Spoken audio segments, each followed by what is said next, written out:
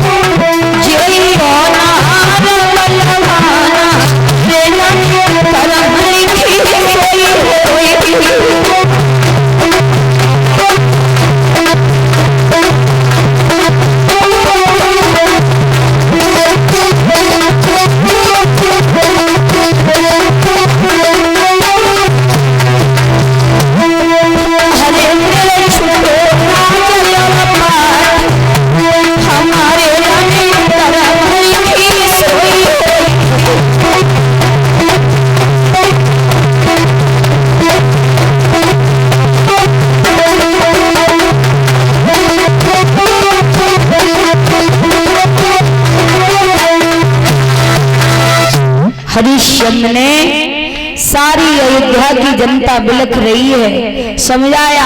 विश्वामित्र से बात कही है, बाबा जी मैं तो जा रहा हूँ, पर एक आपसे विनती है मेरी कि आप मेरी प्रजा को कभी दुखी मत रखना, क्योंकि मैंने खुद दुख उठाए, अपनी प्रजा को कभी दुख नहीं दिया। विश्वामित्र कहने लगे, हरिश्चंद्र हमें वेद शास्त्र पढ़ा रहे हैं, हमारी प्रजा हम जैसे समझेंगे वैसे रखेंगे, तुम कोई बताने वाले हमें सब आने वाले होते कौन हो? कहा है ठीक है महाराज, कोई बात नहीं है। आज तो तीनों प्राणी चले विश्वामित्र के साथ बिकने के लिए। देखिए एक राजा आज धर्म की खातिर बिकने के लिए जा रहा है। धीरे धीरे मेरी माताओं विश्वामित्र के साथ में चले हैं हरिश्चंद्र। जेठ का महीना है, लपट चल रही है, धूप पड़ रही है, गर्मी पड़ रही, गर्मी के कारण धूप के कारण महाराज व्याकुल हो रहे हैं, नंगे पैर जा रहे हैं, गरम गरम रेती में पैर बुलबुलाते जा रहे हैं। रास्ते में चल के महाराज रोहितास प्यास के कारण गला सूख गया, जमीन पर बेहोश होके गिर गया। मैया तारा ने महाराज से कहा, महाराज महाराज बेटा मरा जा रहा है प्यास के कारण, कहीं छाया में बैठ के थोड़ा आराम कर लो, थोड़ा दो घूंट पानी लाके बेटे को पिला दो। अरे मेरे भैया, हरिश्चंद्र ने कहा, तारा तुम पागल हो, बाबा जी का कर्ज अदा करना, उसके बाद पानी पीना है। तारा बोली महाराज बेटा मर जाएगा। हरिश्चंद्र कहने लगे तारा चाहे मर जाओ तुम, चाहे मर जाओ बेटा, तो चाहे मर जाए हम पानी पीना तो दूर की बात, पानी देखेंगे भी नहीं जब तक बाबा जी का कर्ज अदा नहीं कर देंगे। बारिश सतवादी राजा।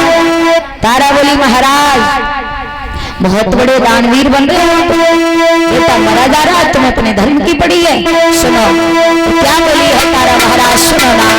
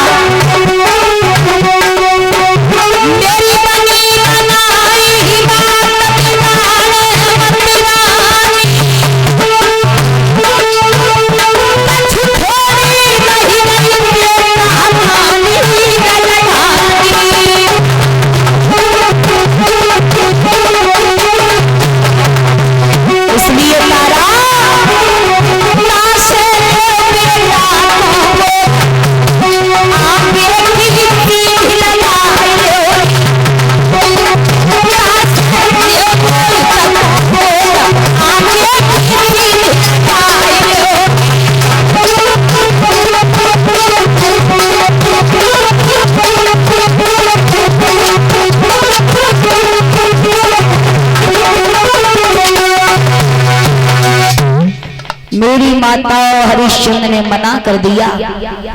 रोहितास बेहोश है, देखा थोड़ा सा होश आया है, उठाया फिर चले तीनों प्राणी। चलते चलते महाराज इधर 2 रात तीसरा दिन आया है।